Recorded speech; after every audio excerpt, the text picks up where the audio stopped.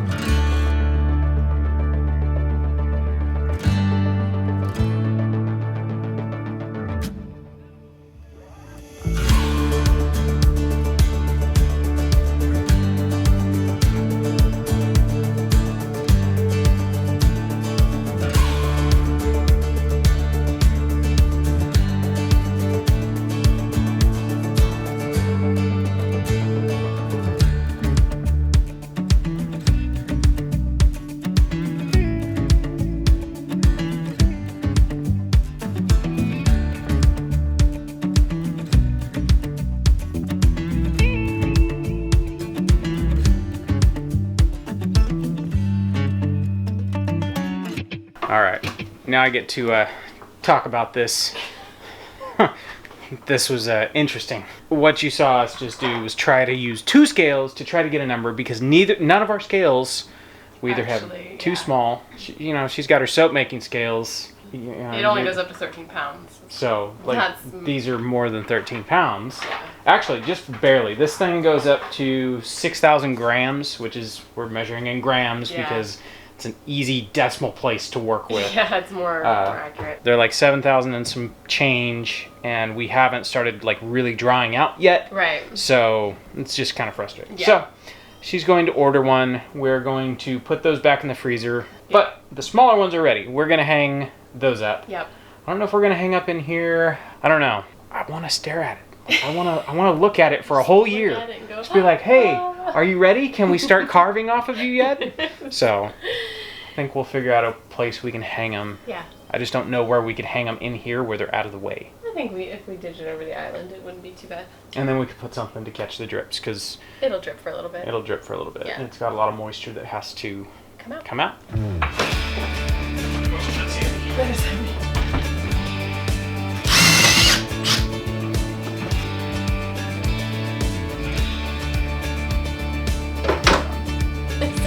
Not the kitchen decoration I ever thought I would be having.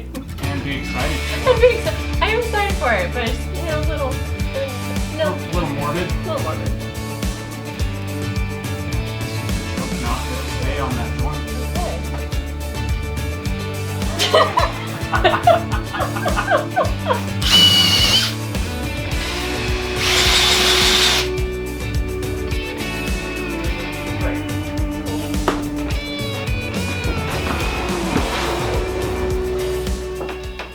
All right, we have to go grab that very grumpy baby that decided she only got 30 minutes for a nap. Very upset. I think what's funny is probably 100 years ago, this wouldn't have been so weird looking, having hams hanging in your kitchen. Normal. We'll probably end up hanging them all down in the farmhouse just because I can see us running into them and... While you're crawling on the island? I don't know. Sweeping We're or going to whatever. have stuff out to catch any drips because, there's a lot of fat and a lot of moisture that's still in there while they hang for the next year. Yeah. So we'll see. We'll try it in here for a little bit. If we don't like it, we'll move them down. Yep. All right, I'm gonna go grab the baby. Okay. She's gonna be furious. She is. What are you doing?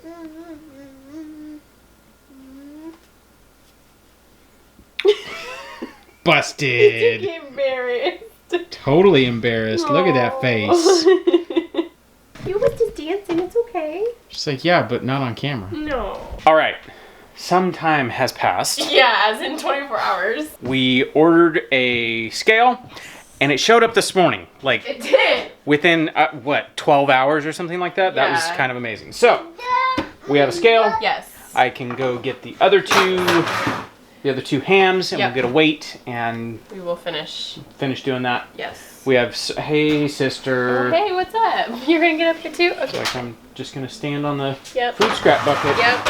She's at the stage where she pulls stuff like chairs and stuff so Everything. she can get up on stuff. Yes. And it's just like, you cannot turn your gaze away from her for any time at all. Huh? Nope. Is that It's who, like, me? what? Me? I didn't do anything. Yeah, you're rotten. I'm going to go down there and get the other hams. I will be right back. Thank you, sir. 69. 69. All right, we're going to walk down to the farmhouse before we carry those down there and get down there and there's no way to hang them. Yeah. I have a feeling I'm going to have to like put a screw somewhere. Yeah. I don't think I have any more hooks. I got into my little bag of tricks, you know, all the nuts and bolts that you carry around from the time you Become an old man? Yeah, it's my old man stash. It is. Every old man has coffee cans full of nuts and bolts. Mine weren't in coffee cans; they were in like buckets. Yeah. But Whatever works. I only had a loop and an eye and a hook, so we'll have to figure out something else. Yeah. All right, let's walk down there and see where we can hang them.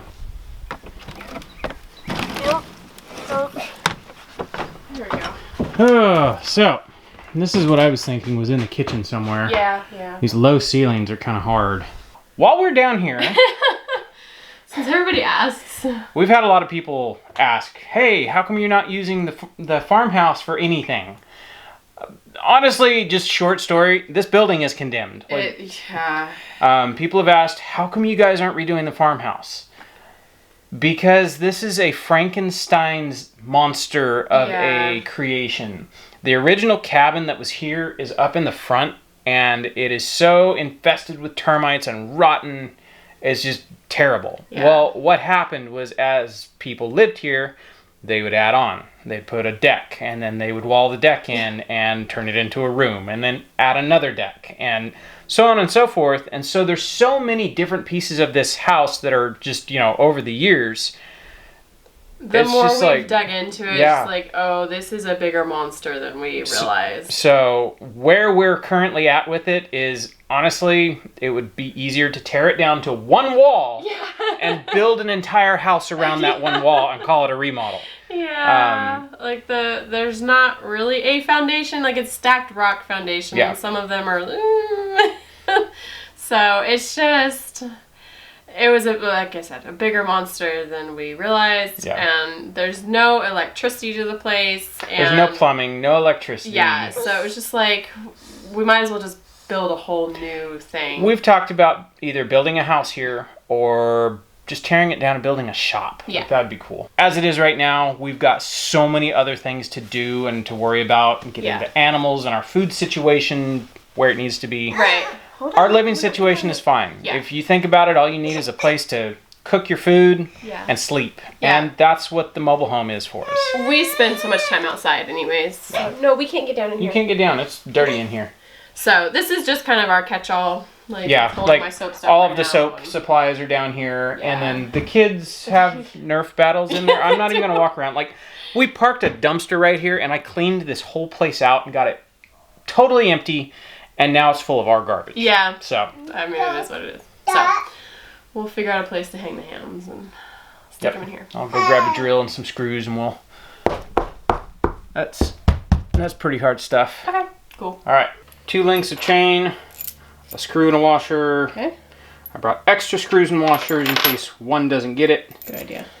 But we'll try this. It's kind of janky, but janky's my middle name. Oh no. through there, do a loop through a loop. Here, I'll pick the leg up. Just hold that open. Alright. Slip that leg in there. And voila! There we go. You can tell it's nap time. Yep, it is. Okay. I got lost. Yep. And through. Got it? Yeah. Yep. Just gotta hold him tight. Alright, there we go. Cool. Look at that. Hams. Oh, that's exciting. Yay. Now I can get on to other stuff. Yes. Hams are hung. This weather is amazing. It's really nice today. Baby's down for a nap. And unlike yesterday, I think she's actually taking a nap. Yes. So we're gonna go right down there. We're up here pretty close to the house, so I'll have to be kind of quiet. I don't know if I'll be able to use the rototiller. Yeah. But I'm trying to get the beds that weren't double dug last year double dug. So whole bunch of digging, whole bunch of compost. You guys have probably seen it in the background. The massive mountain of compost we got delivered. Yeah, we're putting it to good use. Yes. We are ready, and I think like the next few days it's getting up into the 70s. It's like yes. So time to go outside. All right, so here's a bed I worked on yesterday afternoon. I got about half this bed done. We're doing the double dig. We have had the best luck with the double dig pretty much over everything else we've tried. We do have some no-till going on over there in those beds way down there. Basically the way it works is you take the dirt on top, take that, you move it, and then you dig down into basically the subsoil, add some compost to that. You don't have to rototill it. I've been trying to rototill it, seeing if I can go faster just because this is very time consuming. Get it all mixed up, break it up, it kind of fluffs it up, and then take the dirt from your next spot and put it on top of that.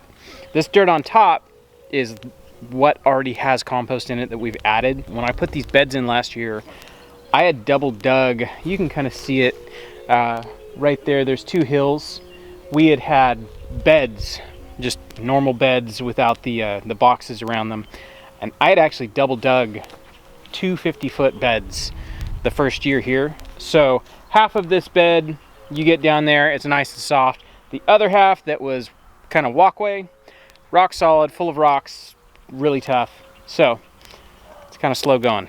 But once it's done, it's done. I probably won't double dig these next year because they probably won't need it. It's pretty amazing now that we've, had beds that are double dug for 2 years, and you stick a shovel in and it's still light and fluffy. Yeah. So we're gonna get to work.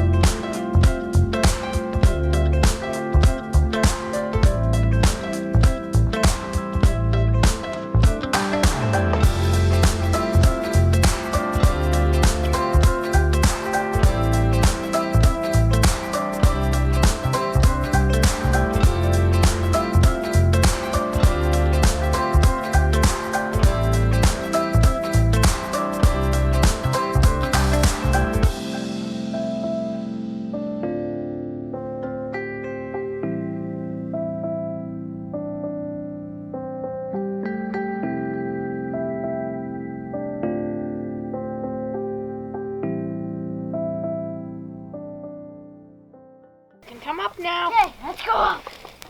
Be careful with her. You take all the girls on roads this bumpy?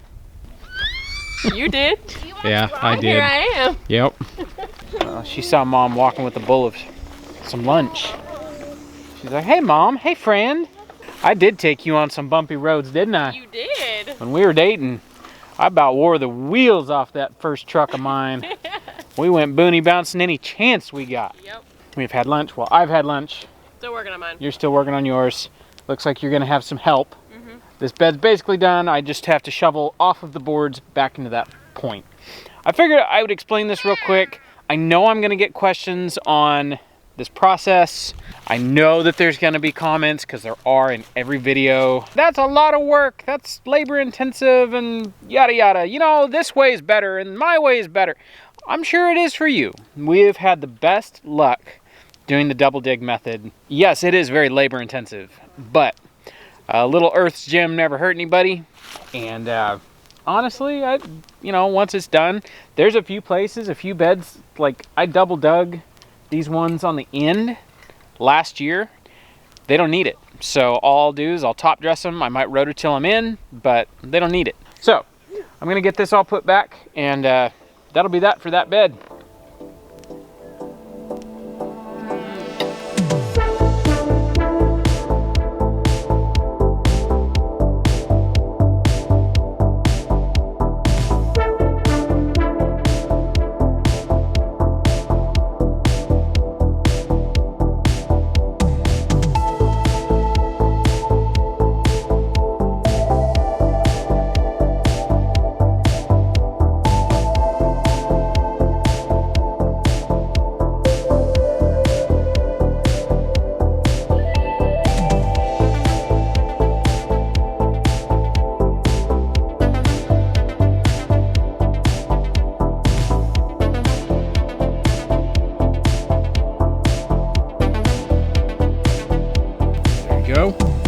Wish I had taken this camera angle and did a before and after, but that dirt was about, I don't know, 4 to 6 inches below the top of these boards, and now it's level.